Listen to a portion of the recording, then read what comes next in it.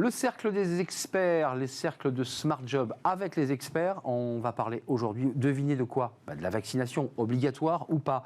Qui la gère ? Comment elle s'organise ? À quoi va ressembler ce projet de loi ? Parce qu'il est en gestation, il y a déjà un avant-projet de loi qui est préparé. Est-ce que c'est aux entreprises de gérer la gestion de l'obligation vaccinale ? Tous ces sujets sont sur la table. Et puis qui contrôlera évidemment ? Parce que ça c'est un autre sujet. Ce sont des policiers qui eux-mêmes, pour certains, ne souhaitent pas être vaccinés. On arrive quand même dans un casse-tête un peu complexe. À quoi va ressembler la rentrée de septembre ? Parce qu'à travers ce variant, c'est aussi la rentrée qui se prépare. On en parle avec mes invités, mes experts. Marine Balançard, merci d'être avec nous, directrice générale du cabinet de formation et de conseil Ariséal. Et j'ai lu votre papier dans le Huffington Post, puisque vous signez parfois dans l'Obs, mais cette fois-ci c'était le Huffington, où vous expliquez assez subtilement que tout cela, avec ces transferts numériques, va plutôt favoriser les grosses boîtes, Amazon. On va rester chez soi à regarder Netflix, on n'ira plus au cinéma, on va commander ses courses. Et vous dites qu'on est en train un peu de changer de monde et de tuer une partie finalement de notre économie, celle du XXe siècle. On fera le point avec vous dans quelques instants. Frédéric Yvernel, merci d'être là, DRH du Théâtre du Châtelet. La question vous sera posée, le DRH du Théâtre du Châtelet, est-ce qu'il oblige les techniciens, est-ce qu'il oblige tout le monde à partir du 31 août à venir avec son pass? Est-ce que c'est vous, Frédéric, qui serez à l'entrée du théâtre pour vérifier les codes barres Vous auriez une autre question. C'est ça. Mais je la mets de côté, celle-là. Je la mets de côté.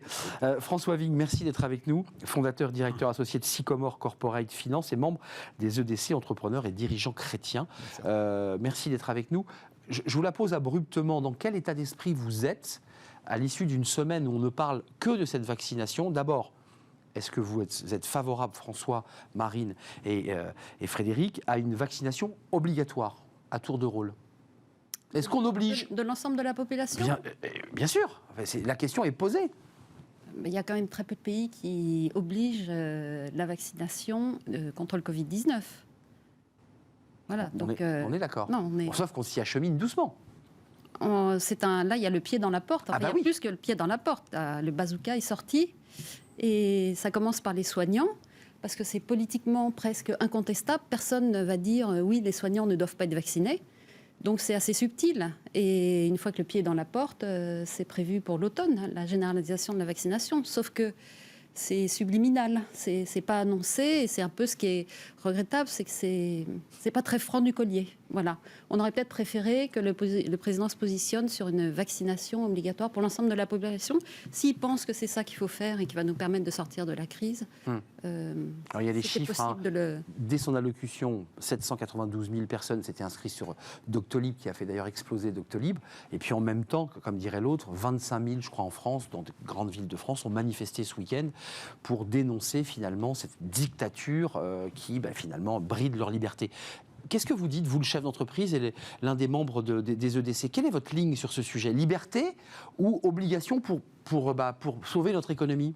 Là, moi, en tant que François Vigne, je suis favorable à la vaccination. Et d'ailleurs, dès que j'ai été autorisé à me faire vacciner, je me suis fait vacciner. Je recommande à mes proches de se faire vacciner, avec une exception sous, je dirais, les jeunes, où la question se pose de façon plus importante. Mais donc, à titre personnel, je suis favorable. Pour autant, de même que Voltaire se battait pour que ceux qui s'opposaient à ses opinions puissent se défendre leur opinion, moi, je suis également pour défendre la liberté de se faire vacciner ou de ne pas se faire vacciner.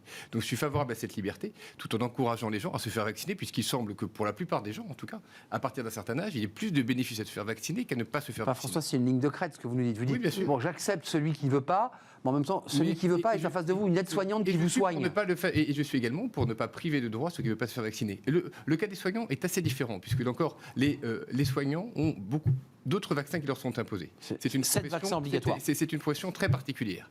De la généraliser cela à toute la population, c'est très différent. Et c'est quand même ce qu'on est en train de faire, car derrière le pass sanitaire, c'est quand même c'est la vaccination obligatoire, puisque quand on prive de la totalité de leurs droits les gens, c'est la vaccination obligatoire. Et donc moi, en tant que patron, j'encourage, je dirais, mes salariés à se vacciner. En revanche, il est hors de question que j'aille moi-même vérifier leur vaccination. Je suis très attaché. Ça, vous y refusez? Je suis très attaché au principe de confidentialité des données médicales pour mes personnels. Ils n'ont pas à me donner leur état de santé. Donc je vous ai posé la question indirectement, mais je vous la repose parce que cette question, elle est posée à tous les DRH, qu'ils soient dans le secteur de la culture ou qu'ils soient dans n'importe quelle entreprise.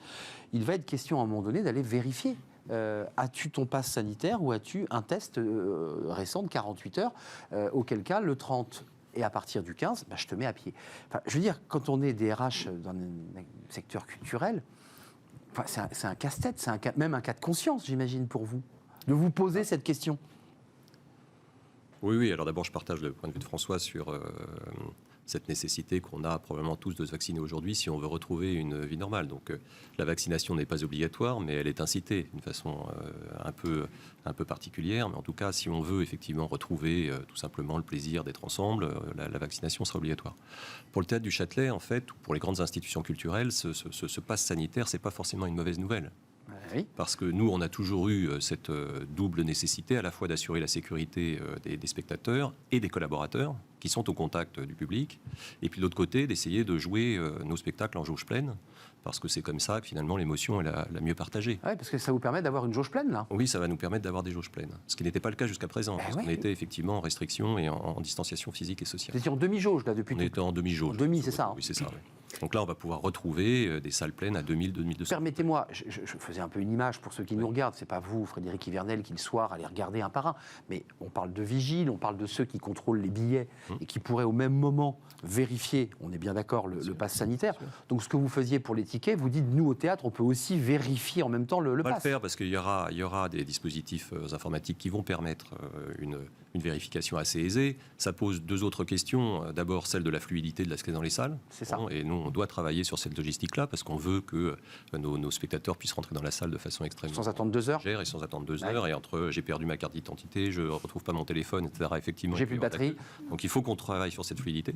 Et puis, de l'autre côté, il y a effectivement cette nécessité de bien traiter les problématiques qui vont nécessairement arriver, de litiges sur ceux et celles qui auront acheté des billets et puis qui se verront refuser l'accès pour des raisons de téléphone mort ou de papier oublié. Oui, non, excusez-moi, je donne la parole à Marine Balançard qui a examiné la mutation numérique par rapport à l'article, je veux vous entendre, mais un cas de figure concret. La personne est face à vous, elle a acheté son billet, elle aime cette pièce, elle veut la voir, mais elle vous dit, ma liberté de citoyen, je ne souhaite pas être vacciné, vous n'avez pas à m'interdire les lieux. Est-ce que juridiquement vous êtes protégé ou pour l'instant vous ne l'êtes pas ? Notre obligation sera de laisser rentrer dans la salle les spectateurs qui seront détenteurs d'un pass sanitaire ou d'un test PCR. Donc les autres ne rentreront pas, quels que soient leurs arguments. Malheureusement, les autres ne pourront pas rentrer puisque c'est ainsi que le dispositif aujourd'hui est proposé. La loi n'est pas encore validée. Donc nous appliquerons les réglementations telles que le gouvernement les décidera. Donc pour vous, c'est intéressant comme de vous entendre, c'est pas une mauvaise nouvelle pour les théâtres, parce que vous étiez déjà très engagé dans des mesures sanitaires draconiennes. C'est pas une mauvaise nouvelle, Arnaud, si vous me le permettez, depuis que la vaccination est autorisée à tous. C'est ça. Parce que dans un premier temps, évidemment, nous avons fait le choix de ne pas demander le pass sanitaire pour pouvoir permettre l'accès à la salle à toutes les catégories de public pour démocratiser l'accès à la culture. Aujourd'hui, on est dans une disposition tout à fait différente. Tout le monde peut se faire vacciner. Le gouvernement nous incite à tenir cette réglementation serrée. Nous le ferons pour protéger à la fois nos spectateurs et nos collaborateurs. Et bien sûr, il y a les comédiens et les techniciens. Parce et que l'ensemble des je ne veux pas vous faire toute l'interview et le débat avec vous, mais un technicien en charge des questions électriques dans un théâtre, parfois il y a un de permanence et qui vous dit moi désolé, je n'irai pas me faire vacciner. Sincèrement, vous vous posez une petite question, vous dites mais je peux ouvrir, maintenir ma pièce. Enfin, je veux dire, c'est quand même des gens qui vous tiennent un spectacle. Bien sûr, bien sûr. Cette question, elle est fondamentale dans une entreprise comme la vôtre. Oui, et on a 6 semaines pour y répondre. Et pour les convaincre. Pour les convaincre. Je pense qu'aujourd'hui, vous avez beaucoup de gens dans les théâtres qui ont quand même cette conviction que pour se protéger, parce qu'ils reçoivent énormément de public, il faut se mettre dans les dispositions sanitaires les plus sécurisantes possibles. Donc je ne suis pas sûr qu'il y ait beaucoup de cas qui se présentent. S'il y en a, on les traitera dans le respect des gens et dans le respect de la loi. Marine Balançard, juste vous évoquez à travers cet article cette espèce de monde un peu ultra moderne, on a Netflix, on a Amazon, on se fait livrer, on bouge plus parce que cette crise Covid fait qu'à un moment donné, on nous dit on peut plus se déplacer, on peut plus rien faire. Qu'est-ce que vous avez voulu dire à travers votre article qui dit finalement ça va favoriser les grosses multinationales, et vous citiez Amazon d'ailleurs, je crois. Mais oui, parce que en fait, il y a une partie dans tous les pays, on voit qu'il y a à peu près 60% de vaccinés. On n'arrive pas tellement à aller au-delà. Donc, ça veut dire que 40% des Français n'auront pas de passe sanitaire.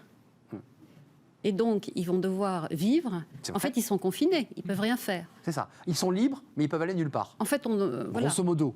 En gros, 40% des Français ne pourront rien faire. Ils ne pourront pas aller au théâtre. Pas de théâtre. Ils ne pourront pas prendre un café dans un bar. Ils ne pourront pas aller au Châtelet. ils pourront peut-être plus travailler, puisque peut-être que leur entreprise va imposer le pass. Et donc, ils vont vivre en remote, à distance. Donc, ils vont vivre chez eux, ils vont faire des restaurants chez eux. Comme dit Emmanuel Macron, ils pourront voir leurs amis chez eux, ça... mais ils vont consommer, et ne pouvant plus aller au cinéma ou au théâtre, qu'est-ce qu'ils vont faire ? Ils vont faire comme ce qui a été fait, c'est Netflix.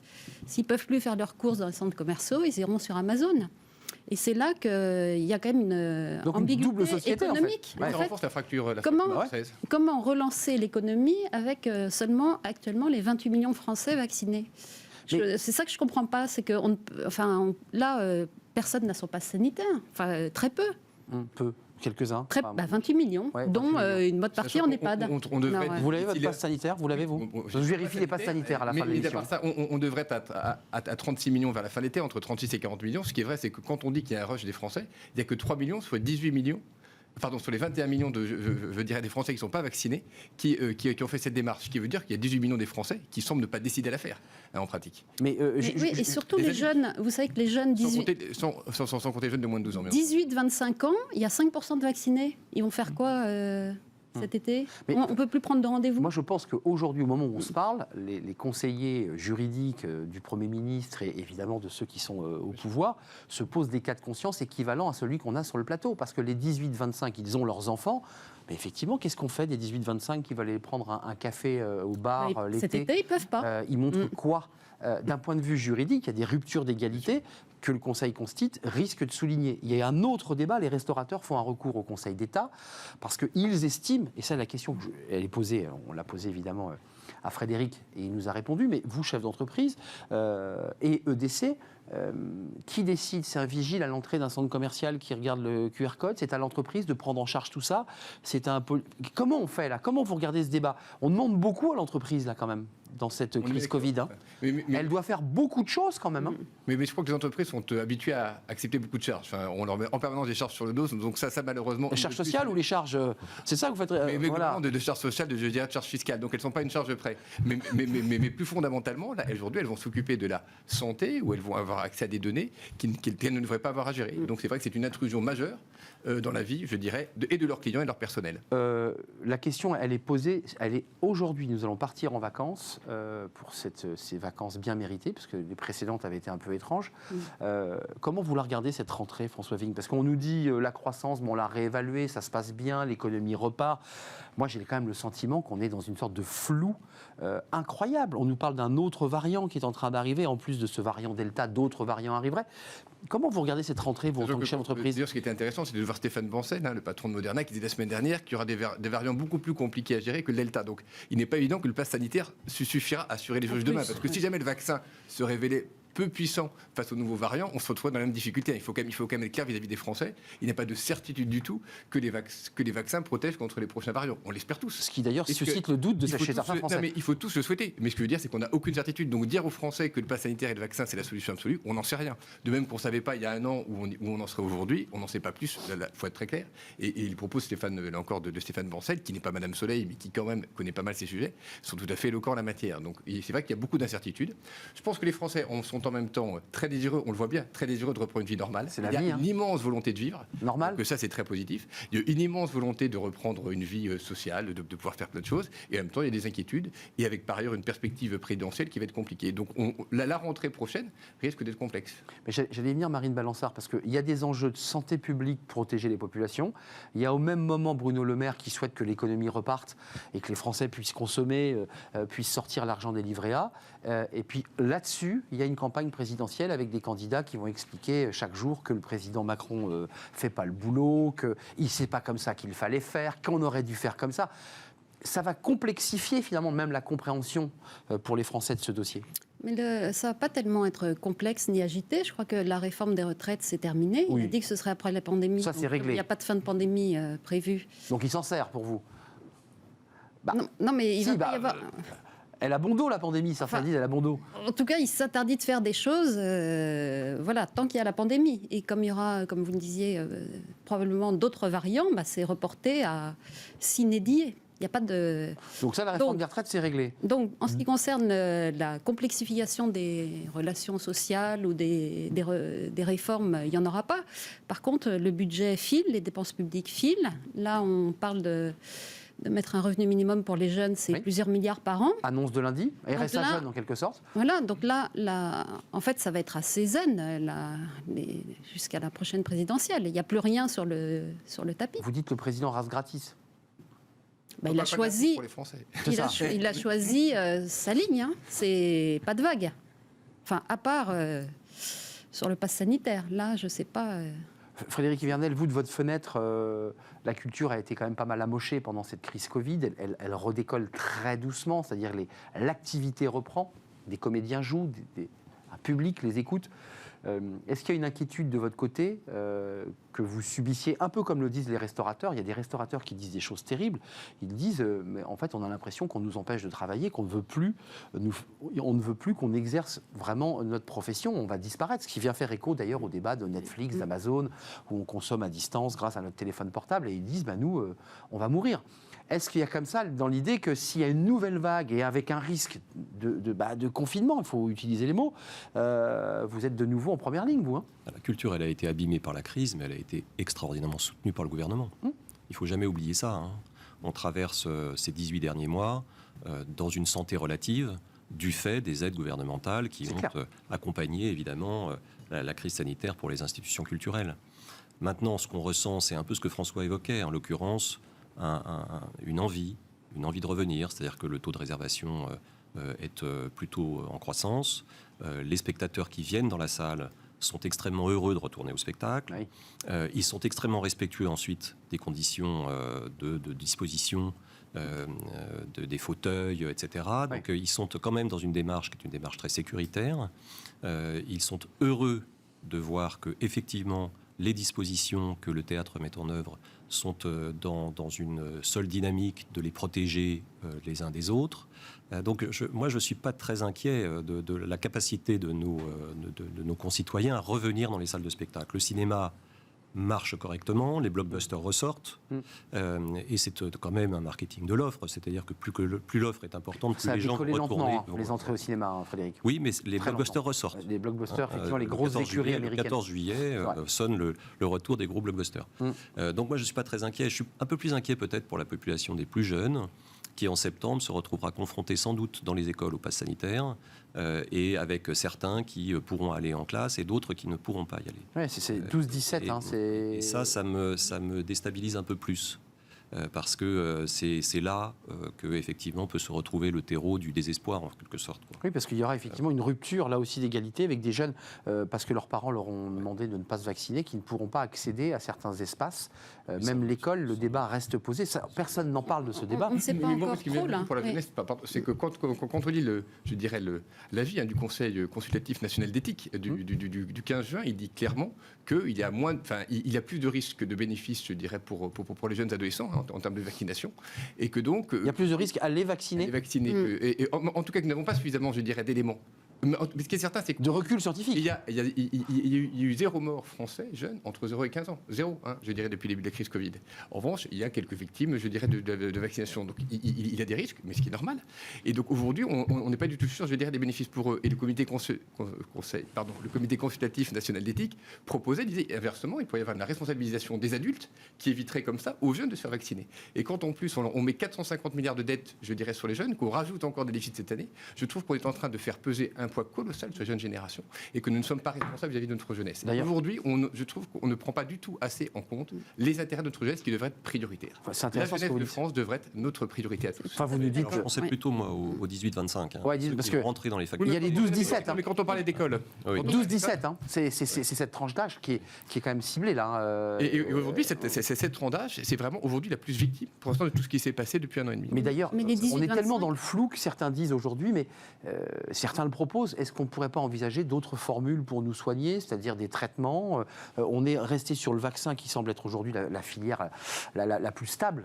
Mais il y a quand même une angoisse aussi un peu existentielle de Français qui disent mais moi, j'ai pas assez de recul. Est-ce que vous les entendez, ces Français qui disent laissez quand même moi la liberté de douter? Ils ne sont pas anti-vaccins, ils doutent. On peut les entendre. Mais là, toute la stratégie est effectivement vaccinale. Or, en fait, la maladie est tellement complexe qu'en fait, on ne comprend pas pourquoi tout est sur le vaccin.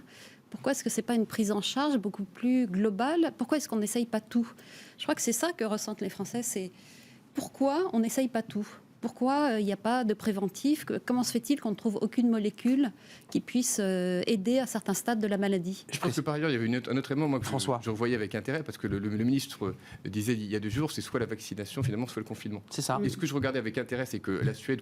Ou la fermeture au restaurateur. On a fait quelques reproches à la Suède qui n'avait pas confiné. Mais aujourd'hui, la Suède continue à avoir 15% de moins de morts que nous. Si se rapproche le nombre de morts par rapport à la population, il n'aurait que 98 000 morts, alors que nous, on en a 111 aujourd'hui. Et elle a fait le choix de ne pas confiner. Je trouve encore que le confinement n'est pas une obligation. Ce qui ne veut pas dire que le confinement peut être une stratégie, mais il y a d'autres stratégies qui sont possibles. Donc quand on dit que c'est confinement ou vaccination, je pense qu'on va un peu trop vite fermer le débat. Il y a sans doute d'autres solutions plus intelligentes à mettre en œuvre. Je vous fais sortir de vos zones de confort, mais est-ce que vous avez le sentiment que cette fameuse année présidentielle, elle est finalement percutée, elle ne pourra pas être une année présidentielle comme les autres, à cause de tous les sujets qu'on évoque, c'est-à-dire un projet de loi en gestation, des limitations de liberté? C'est pas une campagne présidentielle comme les autres. Réalité, en fait, c'est qu'on est face à la réalité, c'est qu'après il y a tout ce qu'on peut vouloir, l'homme qui se croit, je dirais démiurge, mais il y a la réalité, et que la réalité est plus forte que nos volontés. Oui. Ça va être difficile de faire campagne là. Il y a un sujet qui va être très particulier cette année, c'est que on ne sera pas dans la projection. Oui. Et c'est ça qui va être très particulier dans cette élection présidentielle. C'est-à-dire que les uns et les autres seront confrontés à une réalité qu'ils n'arriveront pas à dépasser dans l'esprit des Français. Et donc nous projeter à 5 ans va être extrêmement compliqué, alors qu'on ne sait toujours pas, par exemple en septembre, comment effectivement la donne va être organisée. Et là, on va avoir un jeu politique qui sera extrêmement intéressant à observer entre ceux qui ont la capacité finalement à surfer sur le moment et ceux qui sont dans l'incapacité de faire autrement que projeter les gens. C'est ça. Et je trouve que ça résume bien la problématique. On a le nez sur la vitre et on a du mal évidemment à se projeter. Elle nous bloque cette vitre Covid. Oui, mais c'est tout le rôle du politique, c'est de rendre désirable le futur. Et à l'heure actuelle, il n'y a aucun homme ou aucune femme politique qui arrive à rendre le futur désirable. Qu'est-ce qui peut nous faire parce qu'on a la vitre Covid? Non? Je sais pas. Je pense qu'il y a d'autres époques.